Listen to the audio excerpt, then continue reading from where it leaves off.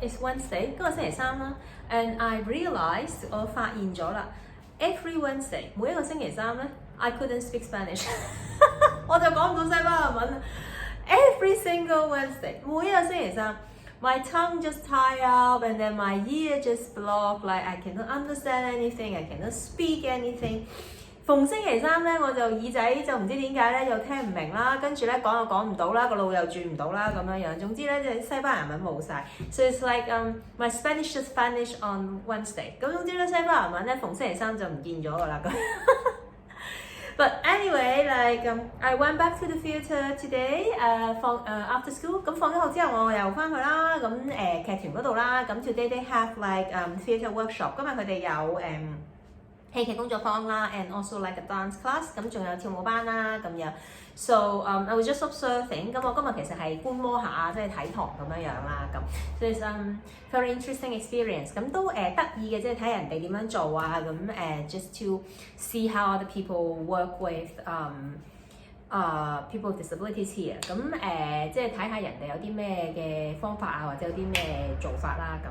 So it's very instructional in a way， 咁都佢哋比較多指示咯咁樣樣。So it's very different from like the way that I'm used to， 咁同我即係做開嘅方法有啲唔同啦。So and now I understand like when I try to work with them the other Tuesday， 咁我就原來即係咁即係唔怪上個星期二，即係我嘗試同佢哋做啲嘢嘅時候 ，I realized like they didn't really have this kind of experience。咁佢哋係真係完全都冇呢啲經驗啦咁 ，because like they really just like go straight into following instructions and rehearsing，you know， 咁佢哋真係即係直接就係進入，即係佢哋嗰啲即係身體嘅熱身啦，they do warm up but really like physical warm up，and then like they just go directly into like following instructions and rehearse。咁但係佢哋就係直接就已經係即係做完呢啲熱身之後咧，佢哋就直接就係進入即係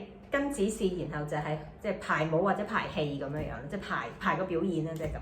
So yeah, so if I would have the chance to work with them， 咁如果我之後有機會再同佢哋合作嘅話咧，I would need to think about like how to just break that sort of habit。咁我要諗下點樣去即係打開或者即係啦打破佢哋呢一種習慣，即係然後引入我嘅方法咁樣樣啦。So yeah, it's interesting and I like it。咁但係都有趣嘅，咁我都中意去睇人哋點樣做咁樣樣。So anyway， let's start the reading。咁我哋正式開始讀書。Read to Resist Day 306。當閱讀也是抗爭第306日。A Concise History of Hong Kong by John Carroll。香港簡史從殖民地至特別行政區，著者高馬可，譯者林立慧。As in Britain and the rest of the empire, there was more interest in social welfare. Social protection in Hong Kong before the British arrived had traditionally come from family, clan, and lineage organizations. Although European missionaries ran orphanages and other charitable institutions, until the 1920s, social welfare was largely confined to Chinese organizations such as the Zhonghua Group Hospital and the Po Leung Kok, and to rich residents such as Carroll Ho-Tung, wife of Robert Ho-Tung, and a devout Buddhist who established temples and free schools for poor children in Hong Kong and Macau. In the 1920s, however, the government began to take a more active role in providing social welfare. This was a gradual process shaped by developments in Britain, China, and Hong Kong. The idea of the trusteeship rather than colonialism was becoming the norm. While new social legislation in Britain, due mainly to the rise of the Labour Party, trade unions, and socialists, made the welfare state a popular alternative to the 19th century ideal of laissez-faire individualism. The flow of refugees from China soon exceeded the capacity of voluntary organizations to provide social welfare. And although workers in Hong Kong were less politically conscious than those in Canton, partly because they, especially those working for European employers who usually paid more Chinese employers, were generally paid better than in Canton. The government hoped to limit the growth of labor consciousness by marginally improving working and living conditions. 如同在英國本土和大英帝國其他疆土，此地開始關注社會福利。英國人到來之前，香港的社會保障向來是靠家庭、氏族和宗親會提供。雖然有歐籍傳教士開辦孤兒院和其他慈善機構，但在1920年代之前，社會福利大多都是由東華醫院、保良局等華人團體承擔，另外也靠本地富有居民提供。例如篤信佛教的何東夫人、張連國居士，原名張正容，他在香港和澳門開設佛教道場和專修貧寒兒童的義學。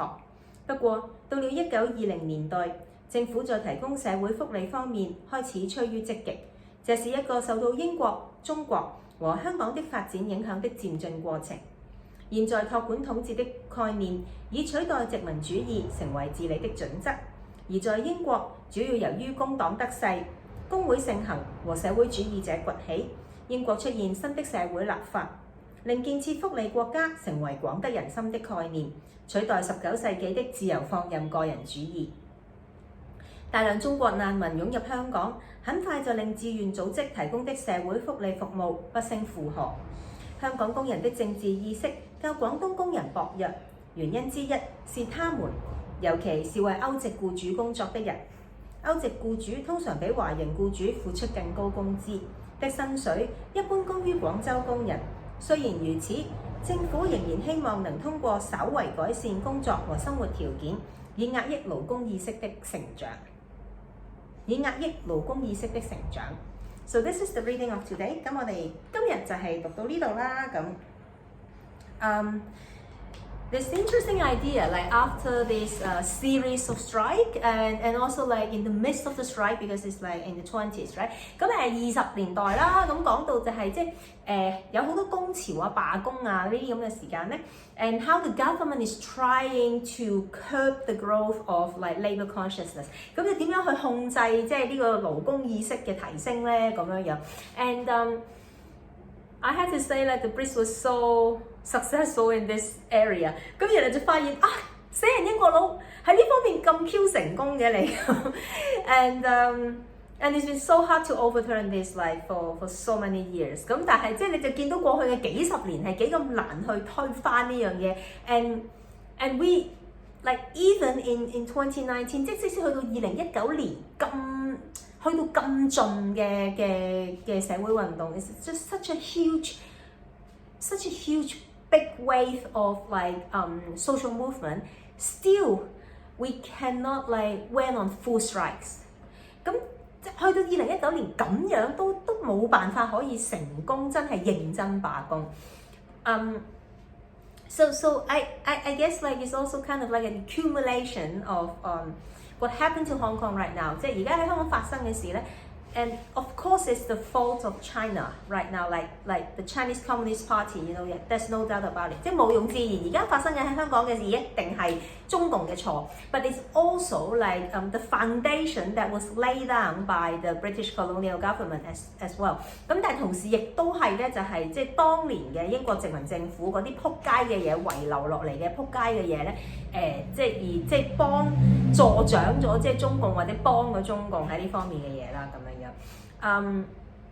So yeah, it's really like true that like there is this kind of historical responsibility that the UK have to now they really have to pick it up again and protect like Hong Kong and the people from Hong Kong。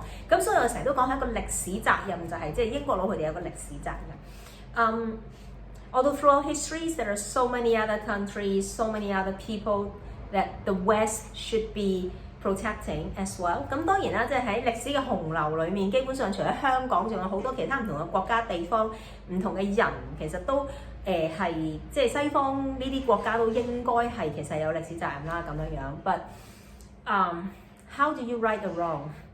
即係到底你點樣可以即係去將做錯嘅嘢將佢改變，然後即係點樣還原咧？我覺得係好似即係你咁樣諗嘅時候，其實係冇辦法嘅。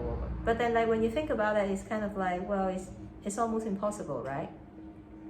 What happened,因為發生咗就發生咗啦。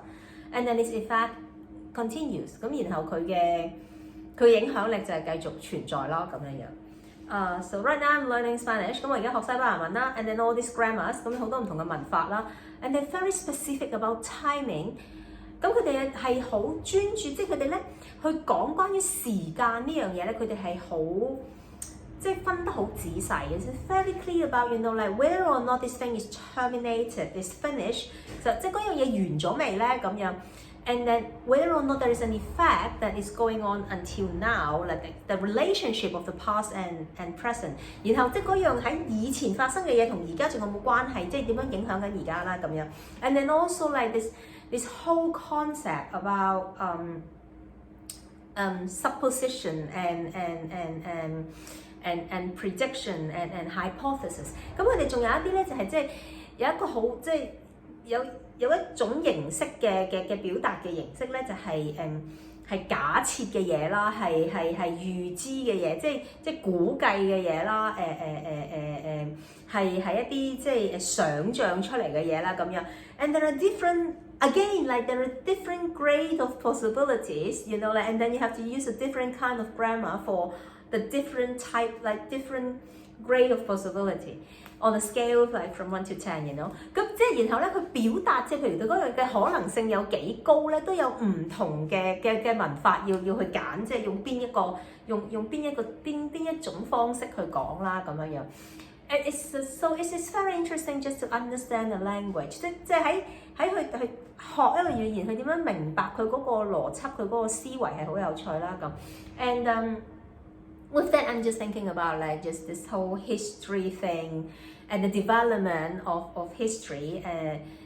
It's just kind of like match up with like this usage of language as well. 咁我就喺度諗，即係如果要去即係將即係講歷史嗰個發展一路落嚟同而家嘅關係，其實即係呢啲咁樣唔同程度嘅可能性啊，又或者即係發生咗，然後到底到而家有幾大影響？呢啲咁樣嘅諗法，呢啲咁嘅邏輯咧，都係幾適合去講歷史嘅發展。